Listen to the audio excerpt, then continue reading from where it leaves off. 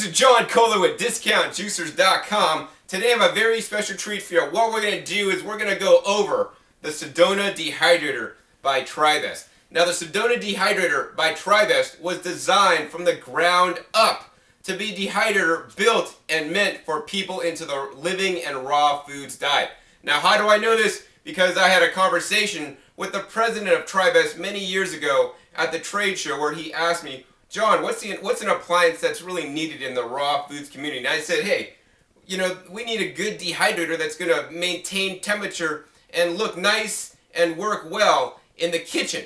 So from the ground up, they designed this dehydrator, and it works really well. And actually, this is the dehydrator I use in my very household here. In any case, what we're going to do in this video is we're going to go over the dehydrator itself, some of the features that I like, plus the items that it comes with, and we're literally going to set this up for you guys and explain how it works. So the first thing I want to go over is all the different parts that it comes with, and you can see I have them laid out over here. And what comes with the machine is basically the standard power cord. This is an IEC cord for you computer guys out there. Easily replaced if you should need to replace it. Also, you get the instruction manual. So the instruction manual has all the instructions on proper procedure, how to set it up, that I'm going to go over today, as well as all the different parts that it comes with, plus your warranty information. So here's the warranty registration card. Now this does have a full 5-year warranty. Also, you get a tray here. This is a solid tray. Now this is not necessarily meant for dehydrating on. What this is, this can serve as a drip catch tray, so you could put this in the bottom tray of the dehydrator, catch all the crumbs that would drop down, so this would make cleanup much easier. Another thing you can do with this tray is that you will put this in the machine, and this acts as a divider. So you can run either 4 trays or 5 trays on the top or bottom of the machine instead of all 9. So while this is a 9-tray dehydrator, you have the flexibility to turn off the top fan or the bottom fan, so it runs at half power. So instead of 600 watts, it's now running at 300 watts. So no other dehydrator on the market that I know of has this feature. So it's really nice. So once again, don't dehydrate on it. This is a catch tray for the crumbs or a divider. Next, of course, you're going to get all these trays as you see here. And all these trays are your dehydration trays. So there's 2 parts to your dehydration tray. There you have a mesh screen, and this is actually what you set everything on. The dehydrator comes with 9 mesh screens and 9 trays. This is the tray right here that your mesh screen will sit on. And these are included with every dehydrator, and you're just basically going to cut or prepare your produce to be dehydrated and put it on this tray and simply slide it in to the dehydrator. Now it's very easy. This works much like your oven. You could there's little slots here where you'll put the tray in and it just slides right in. So what we're going to do is we're going to go ahead and turn this dehydrator around so you can see the back side of this. On the back side, you'll notice there's these 2 little legs, and what this does, it prevents you from sticking the dehydrator all the way against the wall. And these legs are here to make sure you have nice proper air circulation. These are the vent holes in the back of the dehydrator where the fans suck the air from the back and then heat it up and then blow it across your food. Let's see here. So we're going to take the standard power cord. This is really simple to hook up. I'm going to take this and plug it in the corner here. And the nice thing about this machine is that this machine does have a built-in fuse. And the fuse is rated at 6.3 amps, 125 volts. Next, we're going to go ahead and take this plug and just plug it into the wall. And that's all it takes to set the dehydrator up. And we're going to go ahead and turn this around now.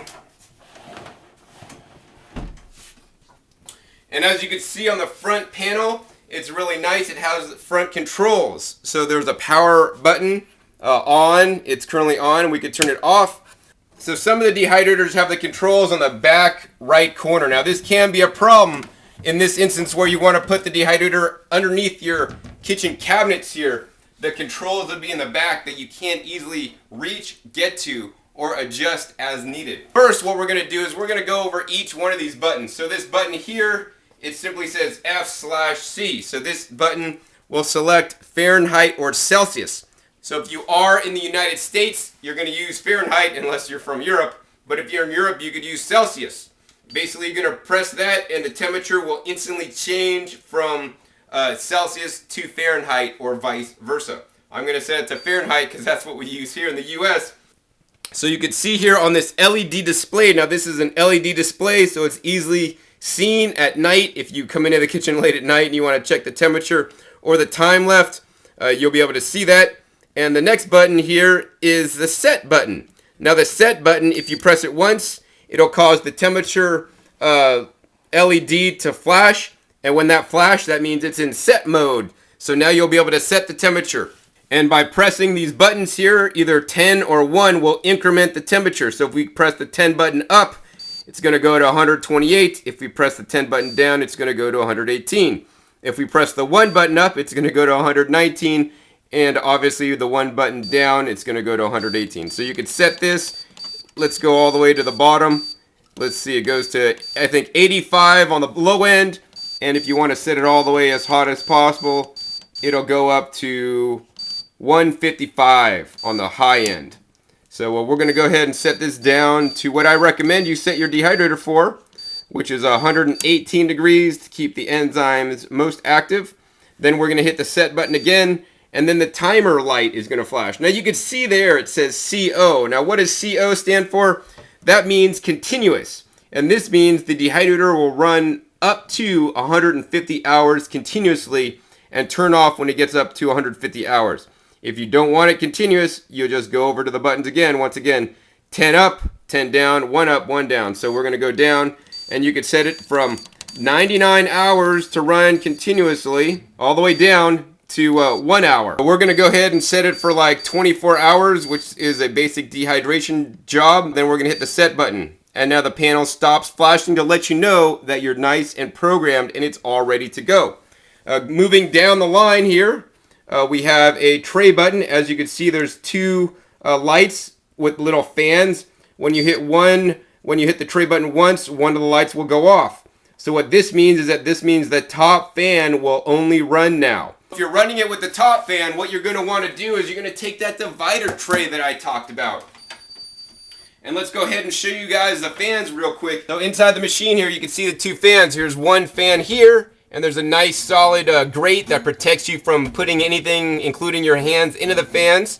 One fan up here, one fan down here. Now these fans are DC fans, which means they work on direct current, which also means they're going to be very silent and efficient running and actually long lasting. So in front of the fan, we have a heating coil. And the heating coil heats up, so the fan blows the air, which then is heated up by the heating coil, and then it blows across your food. In addition, in this area is the thermostat, and I could point one out, I think, right here. I think this is it right here. This thermostat constantly monitors the temperature to make sure that the temperature never rises above your set temperature. We set it for the top fan only, and that's where you're going to use your divider tray. You're going to put this divider tray somewhere in the middle of the dehydrator. So now you can see when I did that, you can see now the top area is run by the top fan, and now if you go lower, you can see the bottom area is run by the bottom fan. So what we did is we turned off the bottom fan when you have the top fan running. So now these trays are not going to be heated up, and now we're going to put all our food to be dehydrated. If we don't have all 9 trays worth, we're just going to put the food in the top 4 trays in this instance. So now we have the dehydrator set for the top to run the top fan only and the heating element. Once again, if you want to set the dehydrator, you always do need to close the door. Once again, the tray button, we can hit the tray button again. It's going to only light up the bottom fan. So guess what that means? That means only the bottom fan is going to run, the top fan is going to be off. Now if you hit it one more time, both lights will come on, and that means that the whole dehydrator is going to be operating for you. The next button here is the mode button. And let me show you the mode button here. The mode button defaults to the little sun. That's a picture of a sun there. And that's day mode. This is going to run the fans at full strength. And let's go ahead and turn the machine on so you could hear that. This is a really quiet dehydrator. Because it runs with the DC fans, they're not quite as loud as AC fans that may run at higher RPMs. So once again, this is on the day mode, so this is actually a little bit louder, but it's still probably the quietest dehydrator on the market. And we'll hit it to go to night mode, and you can instantly hear the speed of the motor drop down to run at a lower speed, so it's going to even be more quiet. The last button on here says start or pause, and what that does, say you want to stop the machine at any time, just hit the pause button. That pauses it until you hit the start button again, and it comes back on. In addition, when you open the door of this dehydrator, it'll give you an audible beep that lets you know the door is open, and it turns off so that you don't get hot air blown in your face. So I like that a lot. So that'll take care of all the different buttons on the machine. Next, let's go over some of the features that make the Sedona Dehydrator by Tribest unique. One of the nicest features on this dehydrator that no other dehydrator I know of has is this glass door. So this glass door, really nice. I believe this is a tempered glass, and this door is on a hinge. So you could open the door up, and it's hinged there. It's going to stay open for you. And when you're ready, you can just close it on up. So this is really nice. Other dehydrators may have doors that you actually need to remove that may get dropped or may get in the way. The other feature, because it is a glass door, you can actually always look inside the dehydrator to see if what you're dehydrating is ready yet. The next thing that's really nice about this dehydrator, as we put in the trays here, you can see each tray goes in nice and easily. And in between the trays, you have approximately 1 inch clearance. So that's the spacing in between the trays. So if you do need to cut things that are tall, then you'll have 1 inch spacing. Some other dehydrators that are horizontal airflow maybe have a 3/4 inch spacing, which is much less. Then you want to dehydrate something that's really tall. In vertical airflow dehydrators where the air flows from the bottom, you don't have the ability to do this. You could literally take out a tray and, say you made a raw food casserole. Now, once again, this is a dehydrator. It dehydrates off the moisture and will heat up to the temperature you set it, your food. So this is not a cooker, this is not an oven. But say you make a raw food casserole or lasagna and you want it just to get a little bit warm because it just came out of the fridge. You could actually take this and put it on a tray and then just roll it right in. We just took out one tray above it so it fit in there nice and easy. So with the Sedona Dehydrator, you have the flexibility to take out multiple trays to put something that's a lot larger. Now, keep in mind this is not an oven, and if you put something in here expecting it to cook and get up to 118, it's not. Especially things that have high levels of moisture. If this is totally filled up, maybe the outside will get a little bit warm, but the inside will definitely not get cooked. Oh, so that brings up a very important point.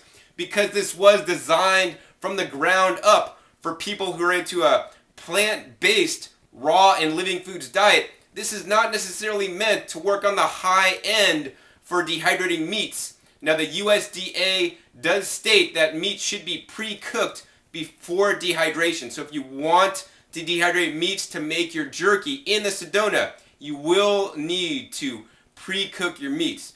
For this reason, I don't necessarily recommend the Sedona Dehydrator for people that want to make a lot of beef jerky and things like that. You may want to look towards the other brands for that.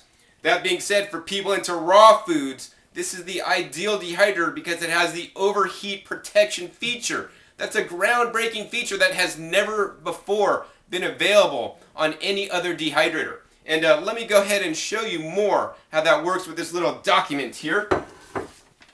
So this document shows the temperature fluctuation mode on the Sedona Dehydrator's overheat protection feature. So say you set the temperature at 118 degrees, and this is the set temperature right here, 118 degrees. And on this graph here, it shows you on the leading competitor or other brand dehydrator, the temperature will rise above and then dip below. This is like a feedback system, much like your furnace in your house. When you set it at 65 degrees, it'll come on and then kick itself off. And that's what the dehydrators do. And the dehydrators do this for a very important reason, because if the dehydrators maintained a constant temperature, what would happen is called case hardening or caking, where you would have the caking effect. the things on the outside of whatever you're dehydrating would get basically done and dehydrated, but the stuff on the inside, there'll still be moisture on the inside, which may cause spoilage. For this reason, we have this oscillating, heating and cooling modes. And once again, the leading competitors goes up and hotter than 118 degrees when set at 118 degrees, and then it drips down below. Now the Sedona food dehydrator, if you set the temperature at 118 degrees, you're guaranteed to never get above 118, because on the tip or the top of the temperature it gets to, it'll go to 118 degrees and then dip down and then go back up. Once again, this is to prevent the case hardening or the caking from occurring. So due to the way this dehydrator works, comparing this to a competitor's dehydrator that's set at the same temperature, obviously because the competitor's dehydrator gets to a hotter temperature, the dehydration time is going to be shorter on the competitor's dehydrator and a little bit longer on the Sedona dehydrator.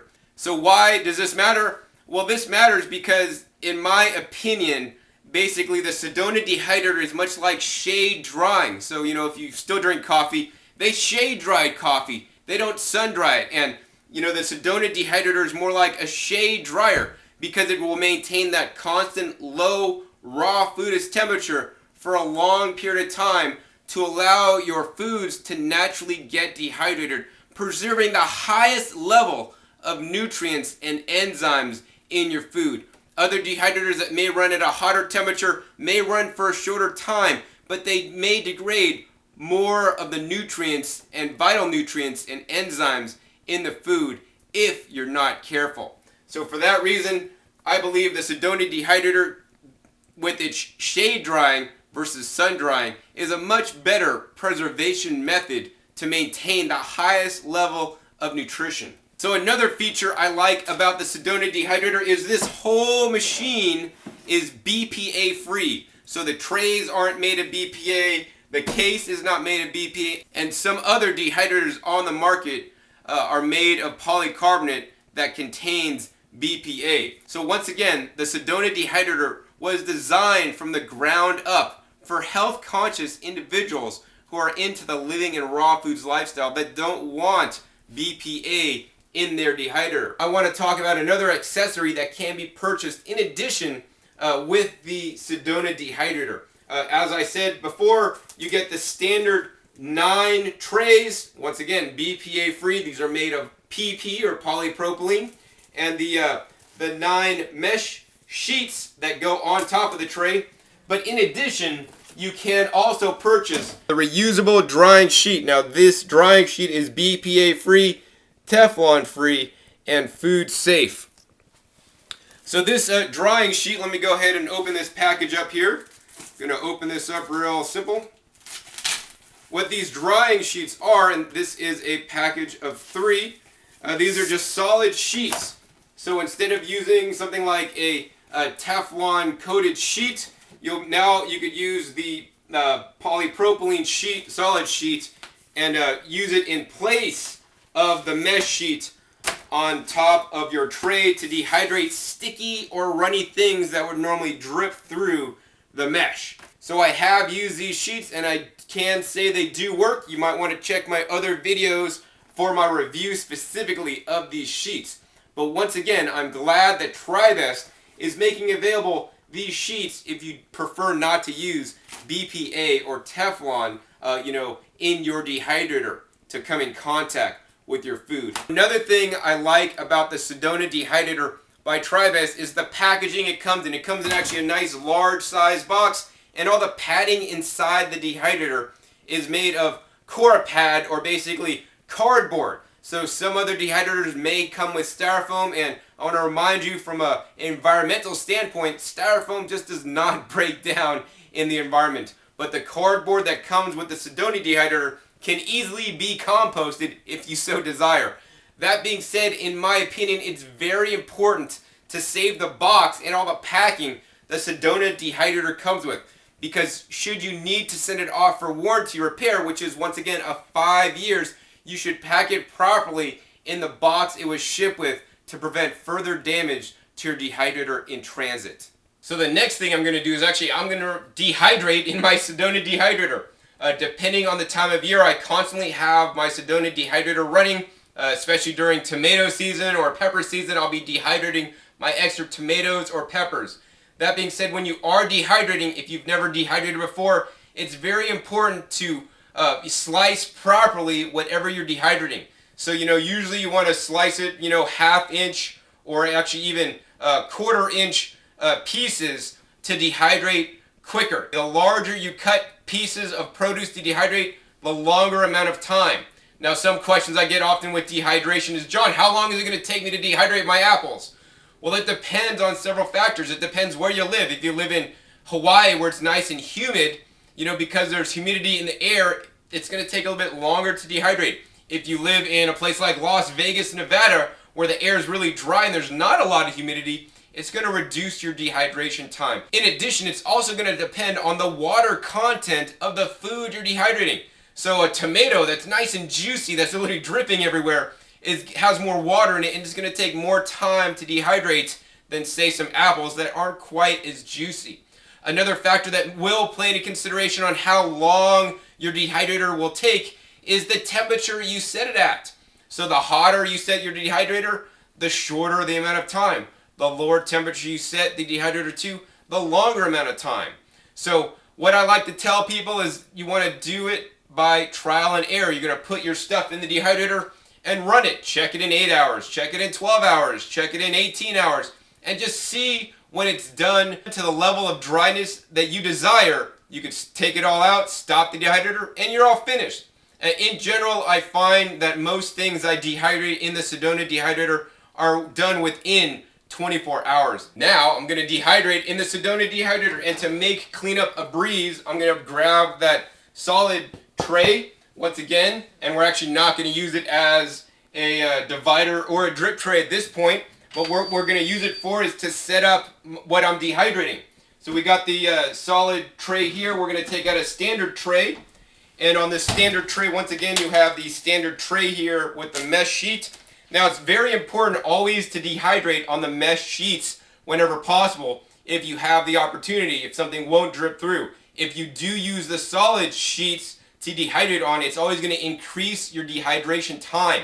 So should you dehydrate on the solid sheets, it would be to your advantage to always try to flip over whatever's on the solid sheet onto a mesh sheet, maybe about halfway through dehydration, as soon as whatever you're dehydrating actually firms up. So we're going to take this tray and put it over the solid sheet. And what we're going to dehydrate today is one of my favorite foods in the world. What this is right here, this is fresh shredded coconut. So I buy the white or brown coconuts in the store, and those can usually be found at your Asian or Mexican markets. And I take that, and then I literally have a special grinder that's available at youngcoconuts.com to grind up all the coconut into shreds, and it makes these nice fine shreds. And you could buy coconut shreds in the health food store, but what they don't tell you is that they may be bleached and or defatted so that they'll stay good literally forever. I can tell you, I dehydrate my own coconut, and within 6 months it'll actually go rancid and go bad if I don't use it. But whereas the stuff in the store, just won't go bad. So what does that tell you about the food? They're doing something to the food, and that's really what raw foods is about. It's getting back to nature and eating the most fresh fruits and vegetables as you can, as minimally processed as you can. And the Sedona Dehydrator lets you process your own food. So instead of buying dehydrated, dried foods, dehydrate your own. It's actually much less expensive, and you're going to get a higher quality and better tasting food, especially if you grew it yourself. In any case, we're going to go ahead and take some of this coconut, and we're just going to spread this on the tray here. Now, when you're spreading things to be dehydrated, you're going to want to just spread it nice and thin. You don't want to pat it down. You want it nice and loose if you're dehydrating something like the coconut.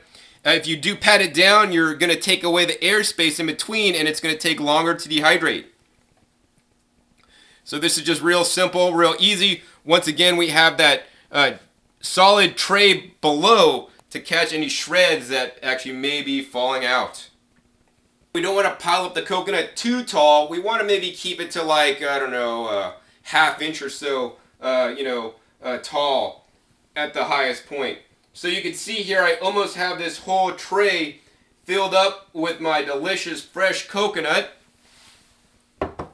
All we're going to simply do now is open the dehydrator up, and we're going to take this tray and slide it into the machine. This is how easy the dehydrator is to use. Next, we're going to go ahead and take out another tray and fill this up. So we're down to the last bit of coconut, and we're going to go ahead and just carefully spread this on the tray. Once again, it's very easy to dehydrate pretty much anything. Just put it on the tray and turn the dehydrator on. So we're going to go ahead and spread all this out as to a nice thin layer as possible. It'd be best if everything was totally single layer, but you could sit here forever to do that, but whatever. This is going to be totally good enough. So I think we got most of the tray covered, all single layer, looks really good. We're going to go ahead and take this tray now, open up the dehydrator, and put it on the top shelf. Now as you can see, I have a 1 tray, 2 trays, 3 trays, 4 trays, and 5 trays of the coconut to dehydrate. So what that means is because I'm only using 5 trays, I don't need to run the whole dehydrator like some other brand dehydrators that force you to run the whole thing or nothing at all. Other brand dehydrators also come in different sizes. With the Sedona, you just need to buy one size because you can control if you want to run only 4 trays, 5 trays, or all 9 trays. So it makes selection really easy. One size fits all.